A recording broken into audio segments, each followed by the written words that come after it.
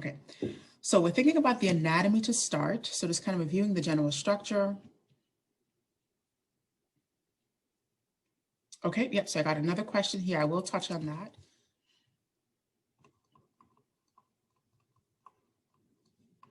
So just kind of reviewing the anatomy here, we've got a couple of structures. We've got the upper airway. And this will be very broad, guys, kind of an overview. If you have any difficulty with these, I'm going to encourage you to go back over this. If you have specific questions, I can definitely answer those. Okay, so we're thinking about the upper airway, which is the initial part of the respiratory, our respiratory airway, and then we've got the respiratory tract.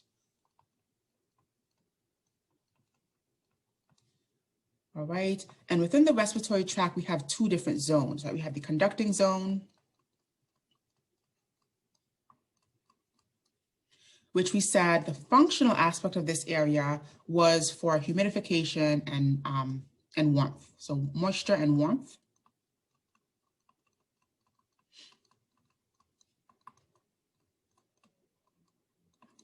Okay, this was also referred to as the dead space. All right, and so the structures we had here were the larynx, the trachea, the bronchioles, or the bronchi, excuse me. And as far as the bronchi, we had primary, secondary, tertiary, then the bronchioles,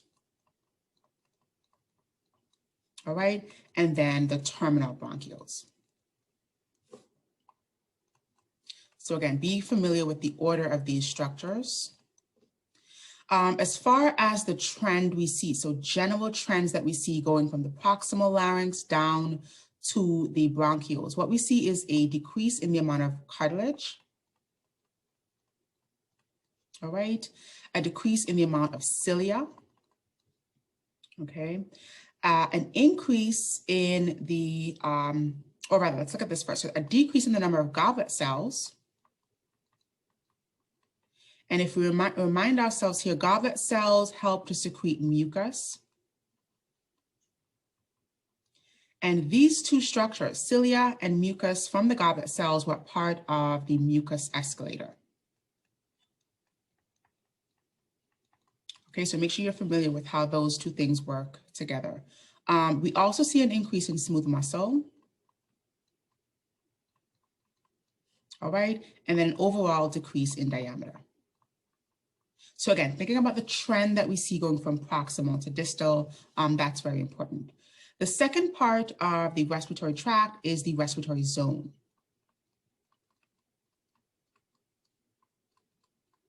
All right, main functional aspect of this part of the tree is going to be gas exchange.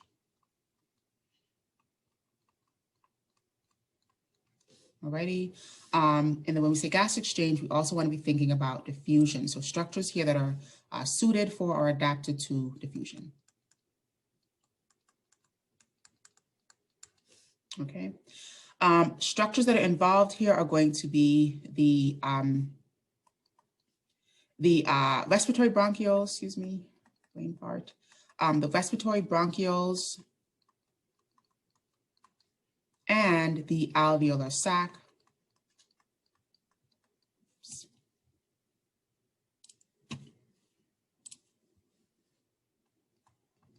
And then the alveoli themselves. Okay. We want to be thinking about some of the functionality that we see here, some of the structures. We see extensive branching.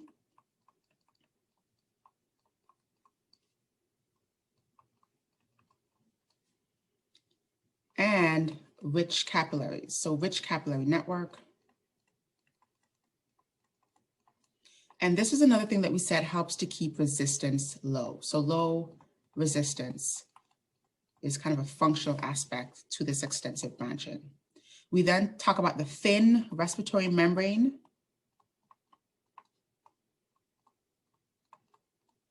All right, and the respiratory membrane is made of the endothelial cell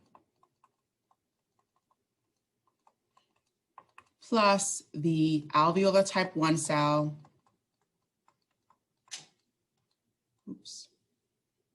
type 1 cell, plus their fused basement membrane, really important.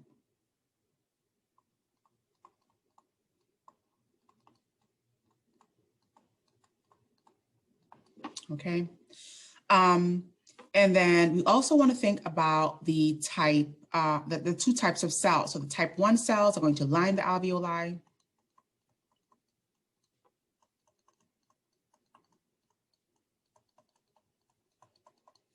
Whereas type 2 cells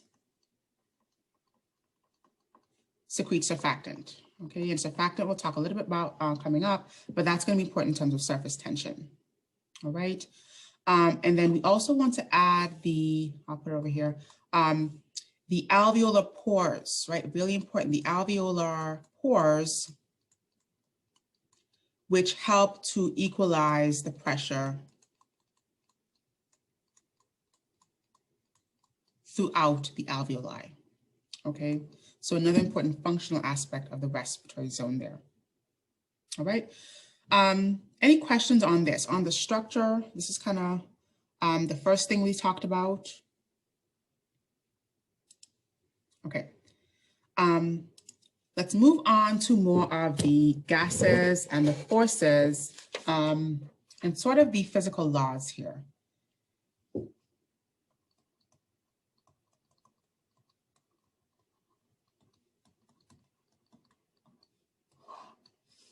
Now, the first thing we spoke about was bulk flow. And we said that that was equal to, yes, I will post these drawings. So if you miss anything, I will definitely post them and they'll be in the recording as well. So bulk flow is going to be equal to the atmospheric pressure minus the alveolar pressure divided by any resistance. Okay, and so if we're thinking about our bulk flow, the direction of our bulk flow, we know that during inspiration, if we're comparing these two values, our pressure gradient is going to be facilitating inward airflow. So that would mean that the atmospheric pressure has to be greater than the alveolar pressure. Okay, excuse me, this is ALV here. And then atmospheric pressure, we want to be thinking about this as either being relative or absolute. If it's absolute, we said it's going to be 760 millimeters of mercury. If it is relative, we said it's going to be 0. All right, really important there. If we're talking about expiration, that is going to be the opposite. So here we're going to see that alveolar pressure must be greater than atmospheric pressure in order to have outward airflow, okay? And then you also want to think about the muscles that are involved in both of these scenarios, right? So in our inspiration, we've got things like the diaphragm and the external intercostals.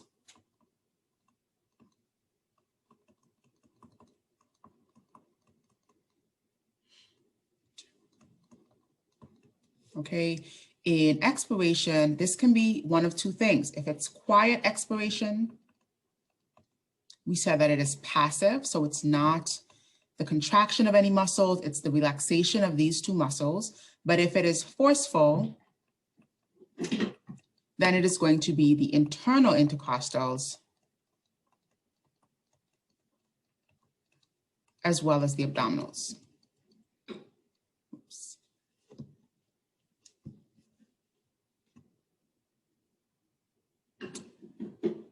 Okay, this should be abdominals. I'm trying to erase this here.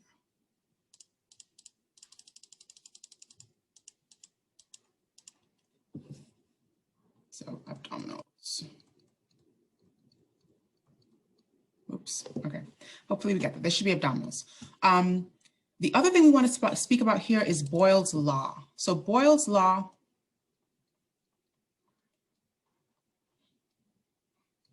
has to do with the change of the shape of the thoracic cavity and how that influences the pressure, right? And so Boyle's law speaks about this inversely proportional relationship between pressure and volume. And so what we see is that we change the muscles contract first. So let's say the muscles contract, we increase the volume of the thoracic cavity, all right? So here we see an increase in the muscle contraction. That is then connected to the pleural cavity. And so the pleural cavity, we're going to see a decrease in the intrapleural pressure. Intrapleural pressure. And because transpulmonary pressure is alveolar pressure minus intrapleural pressure, okay? If we have a decrease in our intrapleural pressure, we then see an increase. So this then results in an increase in transpulmonary pressure.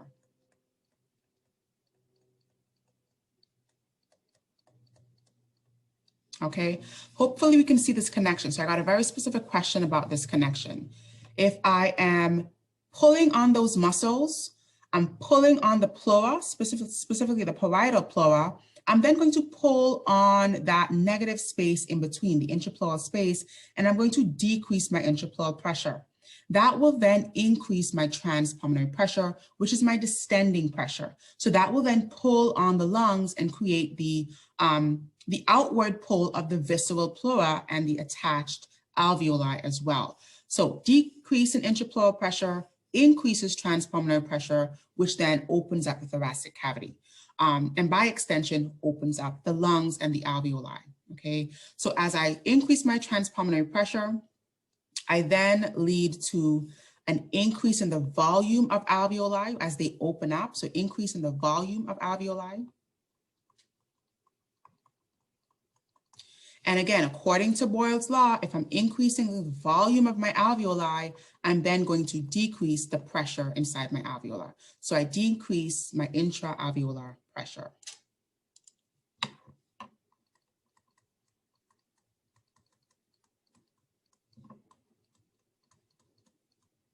And that's how I create the scenario where this value is now lower than atmospheric pressure and air can flow in, okay? So decreasing my intra-alveolar pressure such that it is less than atmospheric pressure, right? Such that alveolar pressure is less than atmospheric pressure will then result in inward airflow. Oops. Inward airflow. Okay, I'm going to pause at this because I got a lot of specific questions about this and see if there are any questions related here. And you can think about this in the reverse. So when these muscles relax, I increase my intrapleural pressure, I decrease my transpulmonary pressure, I decrease the volume of my alveoli, they now contract on themselves. As they decrease, again, according to Boyle's law, volume goes down, pressure goes up. I increase alveolar pressure, and now it's going to exceed atmospheric pressure, and then air can wash out, okay, in the opposite direction. So try to write this out and, you know, rationalize this in the opposite direction as well. Okay. The next thing we spoke about that's pretty important is compliance. So compliance is sort of, let's see here. So compliance, we describe it as being the ease of expansion. So the ease of expansion of the lungs.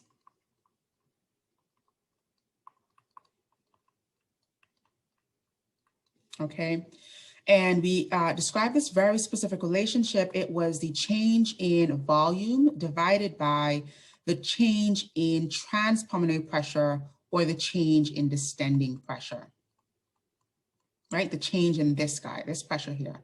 So the change in transpulmonary pressure was our sort of equation for compliance.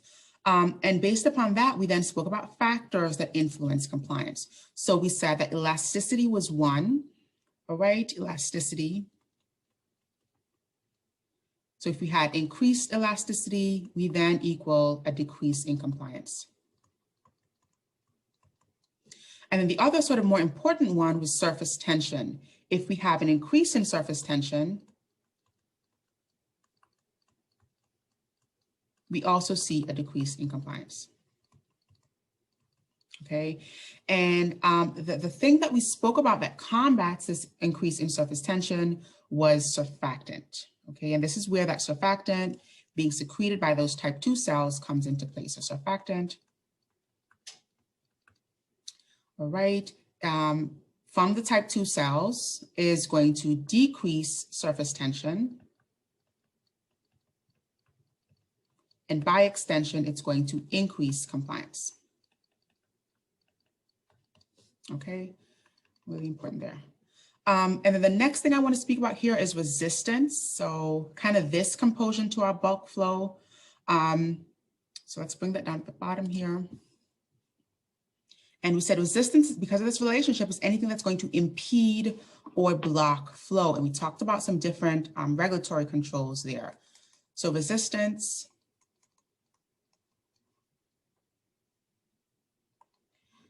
is basically the control of the radius size, so the radius of the airway. And we spoke about extrinsic controls. And those were basically any type of hormone, right? So extrinsic is one. This was hormone or neurotransmitter. Okay. And then we spoke about, or let's give some examples here. So as far as extrinsic goes, hormone or neurotransmitter, we then have the sympathetic nervous system, which generally creates dilation, okay, bronchodilation. In other words, increases that radius size. And then we talked about the parasympathetic nervous system, which generally causes bronchoconstriction. Okay, now if I say hormone, you should automatically be connecting that the only hormone here is the sympathetic nervous system. Okay, there's no hormone as far as the parasympathetic nervous system. It's only going to be neurotransmitter. So if I say things like epinephrine, if I say norepinephrine, if I say hormone, those are synonymous with the sympathetic influence on the radius, right? That's going to be bronchodilation. Whereas if I say acetylcholine, or if I say the parasympathetic nervous system, those are synonymous with bronchoconstriction. So make sure you're making those further connections there as well. And then we've got the intrinsic controls, which are a lot more straightforward. That was histamine, which causes bronchoconstriction.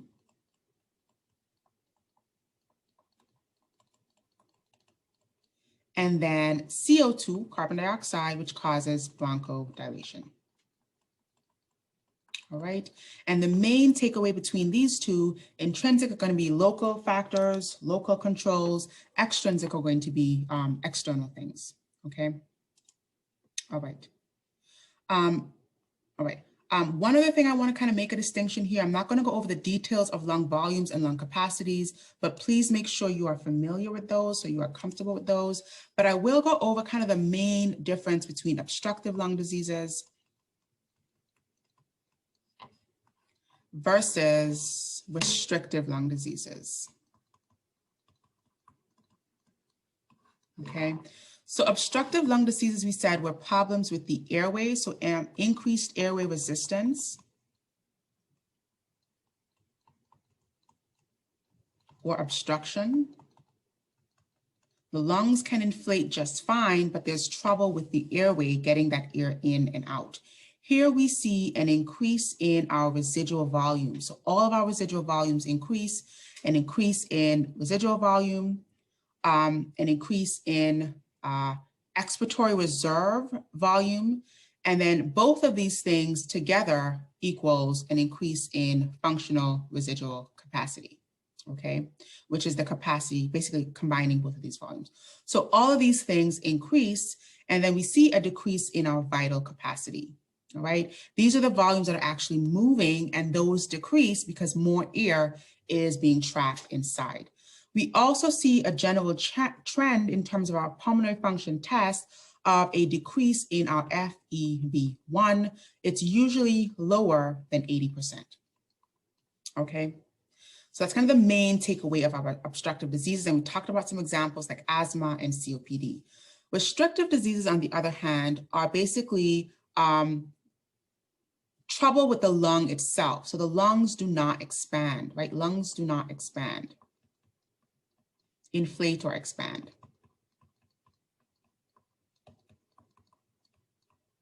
All right, and so what we see is an overall decrease in lung compliance. And remember, compliance is the ease with which the lungs want to expand. okay? In terms of our volumes, we see that all lung volumes decrease, a decrease in all lung volumes. Alrighty, and then the specific pulmonary function test result that we see is a decrease in our FVC. It's usually less than 4 liters, which we said is our normal FVC. Okay, so here is a decrease in the rate, which is the problem with obstructive diseases. They take more time. So a decrease in our rate or time. Here is a decrease in the overall volume. All right, and make sure you're familiar with those two curves that showed the different, the different trends in terms of the FEV1 and FVC for both of these volumes, for both of these types of diseases. All right, any questions on this bit? Any questions here? Okay. Now, again, make sure you're comfortable with those lung volumes. I'm not going to go over them. We went over them in detail, but be comfortable discerning different measurements from a graph that would show different types of volumes. All right. The last thing I'm going to look at here is basically the hemoglobin oxygen dissociation curve. So just kind of reviewing the details of what we said about that. So hemoglobin oxygen dissociation. And I apologize if I'm making any spelling errors. I'm writing so fast, but hopefully you get the meaning if I do make any errors there. Okay, so the first thing we want to look at is the cooperative binding. So cooperative binding is describing the way that hemoglobin behaves differently under different circumstances, the way that it binds oxygen differently, right? This was called cooperative binding.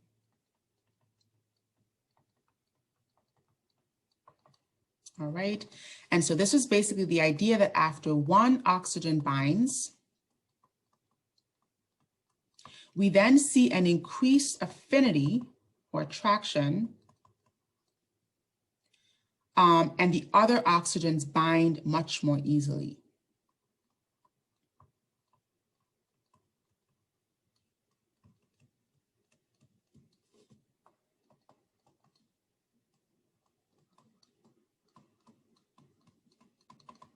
All right, this is what gave us that sigmoidal curve, right? The S-shaped nature to our hemoglobin dissociation curve. Okay. The other important thing that we spoke about here was the law of mass action.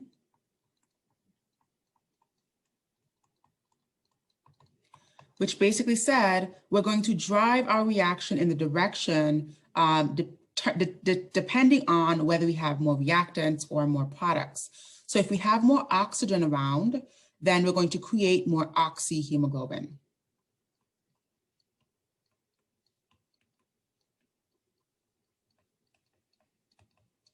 Okay, and this is going to facilitate oxygen loading, right, being picked up, oxygen loading in the pulmonary capillaries.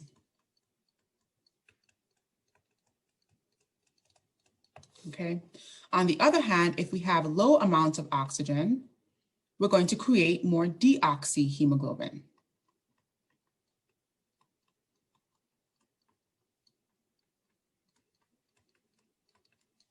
And this facilitates more oxygen unloading.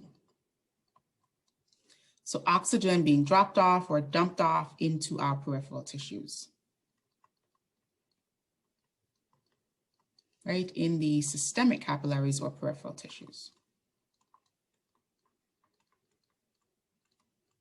Okay, and so this is really the crux of the law of mass action. If we got more oxygen, we make more oxyhemoglobin. If we have less, we make more deoxyhemoglobin appropriately. And the last thing I'm going to go over here is kind of how the curve shifts to the right versus the left. So let's look at things that shift our curve to the right. Oops, and then look at things that shift our curve to the left. Okay, so first of all is increased metabolic activity. Right, increased altitude, increased CO2 or carbon dioxide here, increase in our acidity. Now, increase in acidity is synonymous with a lower pH. Okay, I think I kind of made a mistake with this in class, but make sure that you have it correctly here. A lower pH means more acid or more hydrogen ions, okay? And that will shift our curve to the right. Another thing is increased body temperature, as well as increase in 2,3-BPG. Okay, that molecule that we talked about being secreted from the erythrocytes under scenarios of low oxygen. And then things that shift our curve to the right are going to be the opposite. So we think about low metabolic activity,